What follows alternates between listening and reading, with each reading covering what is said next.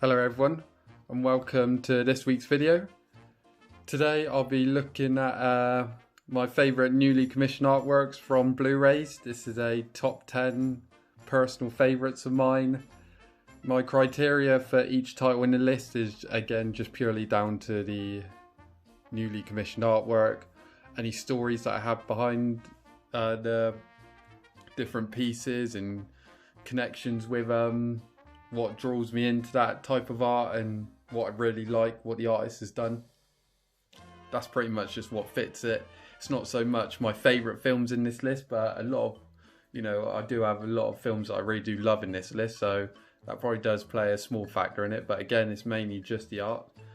I will be doing a few honourable mentions later on for titles that I don't have in my collection but I want to get, so perhaps I'll throw out some images just so you know what I'm talking about, you can see visually. And yeah, I'm a huge fan of covers in general. I love the 70s and 80s style of covers, and I'm so blessed that a lot of these companies that I collect use both the original artwork and the newly commissioned artwork for reversible sleeves. I think every company should be doing that these days. But every once in a while a newly commissioned artwork will come along and I'll think perhaps that beats the original art for me, and I'll use that to display the film. And in this case, these are the 10 films and items that I do display with the newly commissioned artwork, so let's get into it. But number 10 is Arrow Video's Night of the Comet. I'm not a big fan of this film, but this was one of my first Blu-rays that I ever picked up, one of my first Arrows that I ever picked up, and the reason why I did was purely because of the cover art. It just drew me in as soon as I saw it. The contrast between the reds and the blacks and the whites, the positioning of it's obviously the silhouette of the motorcycle zombie that you see at some point in the film. You can see in the back on his shoulders you have some tower blocks and some silhouettes of what I can only imagine are other zombies.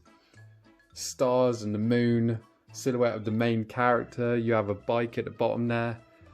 It's just got everything. It's just, like I said, the art is really detailed and very realistic considering all of everything that's going on in the bright colours. But this was, like I said, this really got me into collecting, this really got me into Blu-rays, and this really got me into Arrow Video at the time. So I might not be a big fan of the film, but I adore this artwork and it always have a soft spot in my heart. So this is number 10, Night of the Comet. Number 9, we have The Incredible Melting Man. I've done a feature-length video review of this film early on in my channel, so please go check that out. I do briefly talk about the artwork there, but again, throughout most of these I will be repeating myself. But this came out with Night of the Comet and a film called The Visitor, and I remember seeing all three of those being advertised at the time and just fell in love with all three of the artworks, and I knew that I wanted these films and I wasn't disappointed. This, very much like Night of the Comet, where it has a single, two main colours that really take focus on the actual artwork, and this obviously being a green and bluish with the black. I love the positioning of the eye up there with the Saturn ring around, the silhouette of the mountain man, and then the severed head coming over the waterfall. I just think that it makes a great double bill with Night of the Comet in terms of styles. But yeah, again, this is one of my favourites and another reason why I got into collecting, so holds a soft spot in my heart for that one. Number 8, we have Night of the Living Dead by Criterion. This is the UK release, but the US release uses the same image. Night of the Living Dead is a masterpiece, George Romero's original classic. I adore this film, and it was one of those things where I was just waiting for a good release of it. We always had bare bones releases, and Criterion came along a couple years ago, put this out stacked with bonus features. I love the packaging, the digipack style. But one of my main selling points was the new cover. Night of the Living Dead, I feel like, has never had, in my opinion, a strong cover. It's had many different versions, but none of them have really stood out for me. Considering Dawn of the Dead and Day of the Dead, I absolutely adore the original artworks for those. But Night, it just didn't do it for me. But this, I adore. The colour scheme, the blacks, the whites, the greys, the zombie hands around the borders, reaching out for our three main characters. I love the, the actual likeness of each actor I think is spot on. Ben taking centre stage like he should. It's just a great piece. Does the film justice, so definitely recommend that and that edition. Number 7, we have Contamination. Again, another film that I've done a review on earlier on in the channel, so please check that out. I do talk about this briefly again, but this artwork, I think it was perhaps my first slipcover that I'd got from Arrow, and I've never looked back. This just stood out for me. I think it's a great updating of the original artwork. I love both artworks. I think the original is great too, but this, for me, I love the foil reflective look on it. The egg with the eye in the middle. It's very neon and bright and in your face and colourful. It has those almost like Tron lines going throughout the art. But yeah, it's quite simple in terms of you really just have one centre image, but that's all you need for Contamination. You just need a glowing green egg, and it does the film justice. This is still perhaps my favourite slipcover from Arrow to this day, and yeah, again, I'm so glad to have this in the collection. Highly recommend picking that one up. This is number 5, is it? 10. No, number 6. The Tobe Hooper classic masterpiece, Texas Chainsaw Massacre. This has a whole host of features. This was, again, around 2014, I want to say, an early pickup for me by second sight. Fingers crossed that we get a UHD 4K of this. I think that would be, we definitely need one.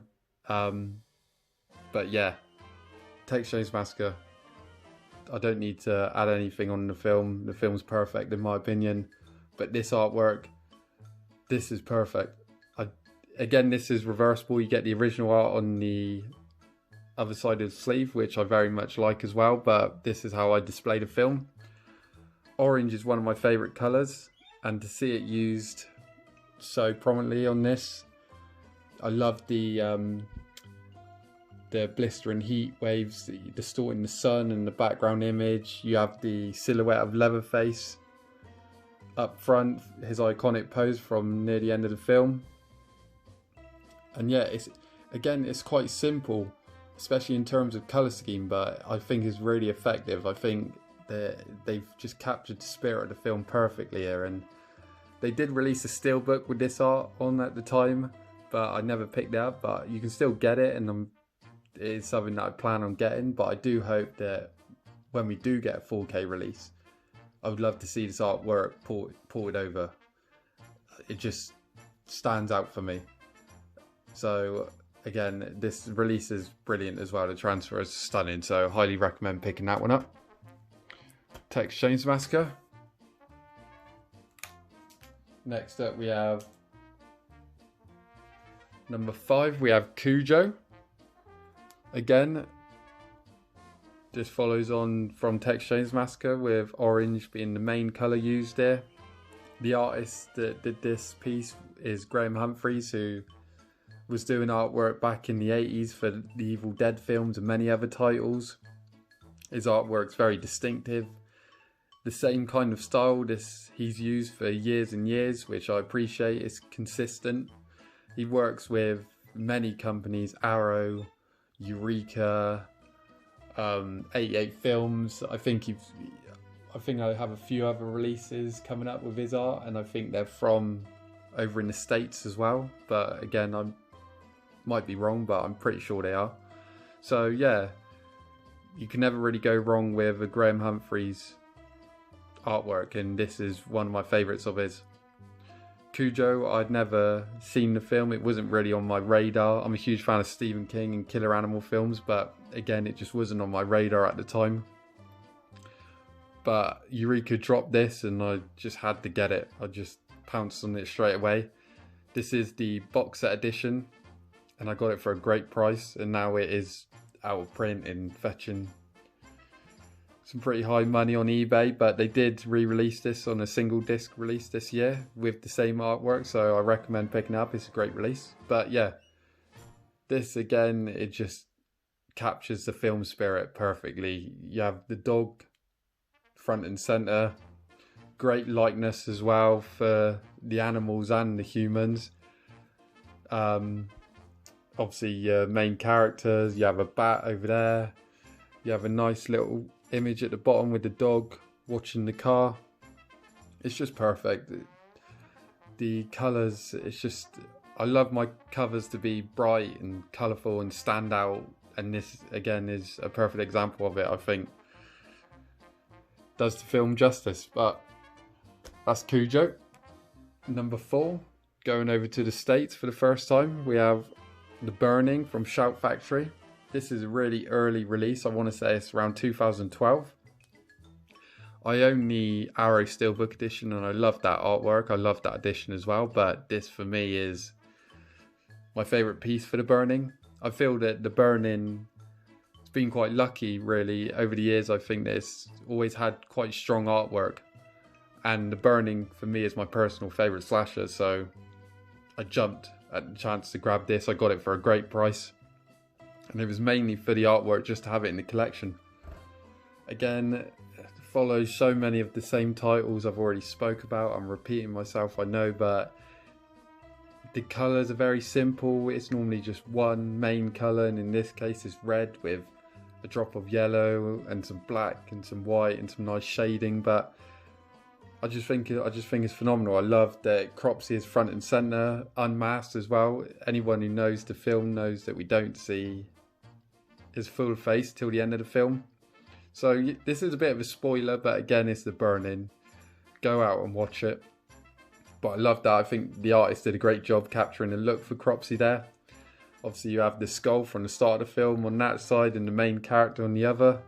Cropsy emerging from the blood lake, wielding his trusty shears, with the raft sequence approaching him. Again, if anyone's watched the film, they know the raft sequence is something special. Tagline at the bottom, title at the top. It's just trees in the background. Again, I just think it works perfectly. The colours, everything, the illustration, it's a phenomenal piece. It's one of my favourites for one of my favourite films, so very pleased to have that in the collection. Now, number 3, I am breaking my own rules. This is a joint. I know. It's meant to be a top 10, but it's ended up being a top 11. But I just couldn't help myself. And for me, they're very similar in terms of style. Like I said, I'm pretty sure both of these pieces are by Graham Humphreys. And I absolutely adore both of these. I couldn't choose one or the other. And the films, to me, you know, it's a double like Demons 1 and 2. So I had to put both of them together. But Return of the Living Dead 1 and 2 from Shout Factory. I picked these up, it's crazy, I picked these up for a great price. I picked this up very recently. If you've, again, another film that I've reviewed on this channel. But if you've watched that review, you know that at the time I didn't own this release. I just had the standard UK DVD that's been out for, 15 years? But I really wanted to grab this, but it's just always been out of my price range. I could never find a good copy, especially with the slip cover as well. These slips go for ridiculous money. I think the first one's recently gone way out of print, just looking at prices on eBay. But I adore the first film, and again, watch my review for my thoughts on the second one. But it's not my favourite, but I love the artwork. I had to have both of them. and I'm very grateful to have the slip covers too.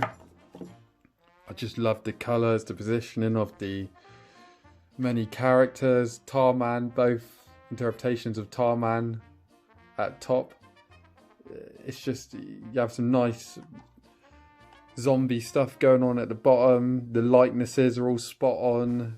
The titles, you know, in the middle, emerging out. It's perfect. These are both great representations of newly commissioned artwork done right, and I'm so glad to have them both in the collection. Very difficult to come by these days, so I had to jump at the chance when I could to get these, and like I said, I got them for a great price, so can't go wrong. Number 2 is, again, we're going to the States, but this time Severin Films, and it's Burial Ground. The slipcover. This is the original artwork. I'm not a huge fan of this. There's just something about it I just don't like, but the slipcover is what did it for me. I have the 88 films release for the Italian collection, obviously, but again, this was another one that I had to double dip. I had to grab it when I could. Got it for a great price, slip included, obviously. I'm a huge fan of Severin and the work they do. I think they put out some really obscure, especially Italian films, in absolutely amazing editions. So had to grab this. And again, it's just Burial Ground.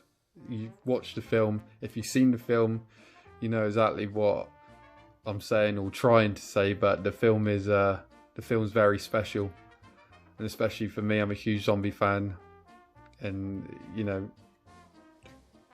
I had to get this. I just love the zombies in the film. To me, some of my favorite zombies of any film. Really creative. Love the effects work throughout, the masks. I just think they look really decayed and rotted and disgusting, and you know, they're perhaps the scariest zombies for me. If I was in that situation, these are the least. I would not want to be put up against these zombies, I'll tell you that. But again, the likeness is great. You got the mum cradling Michael. Obviously, you have to have Michael, aka Peter Bark, on a cover of Burial Ground. Again, watch the film, you know what I'm talking about. The zombies breaking through. Again, you can spot these zombies in the film, which I really appreciate that they did this. A lot of films, like I said, this is perhaps why I'm not a fan of this cover, because you don't see that in the film, and that's not a bad thing. Some covers, you know, that's the selling point, is you watch the film for one reason, and the reason it's on the cover is not what pops up in the film. But I think the zombies in Burial Ground deserve justice. They're so much better than what this is. Again, it's nice art, but it's just not for me. But this definitely did the film justice. The colours, the browns and the yellows. Again, it's simple, but it stands out. And well, it's my second favourite in my collection. I cherish this edition. It's a great edition. I highly recommend grabbing this if you still can. And now we're down to number 1. But before we go into that, I'll quickly just list off some titles that I don't have. And like I said, if I can, I'll try and throw up some images. But first up, we have another Severin edition, which is the Wax Mask. They released it last year or the year before. I've not picked it up, sadly. But the reason why I haven't picked it up is I want the special edition. I love the reversible art on it with the skeletal structure being on it. Yeah, I've not watched the film, so I can't really say what it is or if it's a good likeness to what you see in the film. But if you got it, and again, if I can put up the image, you know exactly what I'm talking about. It's just phenomenal artwork. It's a title that I need to track down, so wish me luck, but I will grab it. And the second title that I want to talk about, and this to me is essential, and I feel like if I had this in my collection, this could possibly number 1. But it's the Synapse Steelbook release of Demons. I love both Demons 1 and 2 that they had the newly commissioned artworks for, but for me, it's Demons 1. I absolutely adore that Steelbook. Again, I don't own it, because if I did, it would probably be number 1, but it's something that I really want to get. I know as soon as I get my hands on it, It'd be a holy grail for me. It would take pride and place in my collection, but the price for it is just extraordinary at the moment. Luckily, Arrow have just announced the 4K UHD re-releases for both Demons 1 and 2 coming in February, so fingers crossed I'll be able to pick up that steelbook, as obviously people getting rid of their previous editions, getting ready for the new 4K edition, which I can't wait. I do love the artwork on that as well, and I think perhaps if I revise this list next year, that will probably make it into my top 10. But that steelbook is just a work of art. I just love the colours, the mask, the demons surrounding it, the purples and the pinks, the Metropole Cinema just below. I also love the back image, which is the original poster, which I'm very fond of, and the actual inside image that the steelbook uses. It's just a perfect package. I need to get it, but again, wish me luck. I'll try and track it down, and as soon as I do, I'll be showing it off on here. But let's get to number 1. Zombie Flesh Eaters. Again, this is gonna be a bit difficult to show off because I do have it very protected. It's still sealed. In fact, I've not opened this edition. I've got the standard release that when I watch it, I've watched that edition. But yeah, this steelbook is still sealed. I got it a few years back for 20 quid. Directly from them as well. It was just, couldn't believe it. Couldn't believe it. I remember when this first came out, and I think this was around 2012, so I was perhaps not even in the Blu-ray game at that time, but I know my dad was just starting off, and this being one of his favourite films, this being one of my favourite films, I remember when the announcement came, he picked this up, and again, this was one of the first times where I really sat up and paid attention to Arrow Video and physical media, Blu-rays, steelbooks, newly commissioned artwork. This is where it all started for me when it comes to new artwork and how much I adore it. But yeah, I think this is just perfect. Again, it's orange like 2 of the other titles that I previously mentioned, so that plays a factor. Being one of my favourite films also plays a factor. I'm not a huge fan of steelbooks. I have a few. I'm very selective and picky when it comes to picking up a steelbook, but this was a no-brainer. Like I said, I got it for a great deal. I think at the time they had mentioned that they had just found some more stock of it, so we're selling it off cheap, so I was over the moon with it and jumped on it right away. But you have Al Cliver, Tisa Farrow, Ian McCulloch, front and centre. Again, this is Graham Humphreys, if I'm not mistaken, which he's dominated pretty much half of this list if it is, so fair play to the guy. You know, he's a master at his craft. But I just love the zombie lurching over the sunset and the iconic landmarks of New York, chewing on a bit of flesh. Again, you see that zombie in the film, and I just think, yeah, the colours, the burning sun behind, again, it's very much like the Texas Chainsaw Massacre one. There's something about it. It just stands out. It's visually appealing for me. It grabs my attention. But sadly, I can't show the back cover because, again, this is sealed. But the artwork carries over to the back of the steelbook, and it does a great job. If you have the standard edition, I should have prepared and showed it off because the standard release has the back cover as the alternative artwork for the film, and it's got a nice picture of Wormface. Also, it has the shark versus zombie scene, which is very iconic. I think it also displays the church as well. So yeah, this one steelbook front and back just encapsulate the film. It shows off the most iconic moments from the movie. It's the greatest hits, and it's Lucio Fulci, one of my favourite directors. This is a must-have for any collection, Arrow Video collection, steelbook collection in general. I just think that this is a beautiful piece. Very grateful to own it. Like I said, it's still sealed, so it'd be staying sealed. But yeah, this takes top spot for me. So there we have it. My top 10 newly commissioned artwork films. and I can't wait to see what comes next. Like I said, I've mentioned a few honourable mentions that I want to try and track down.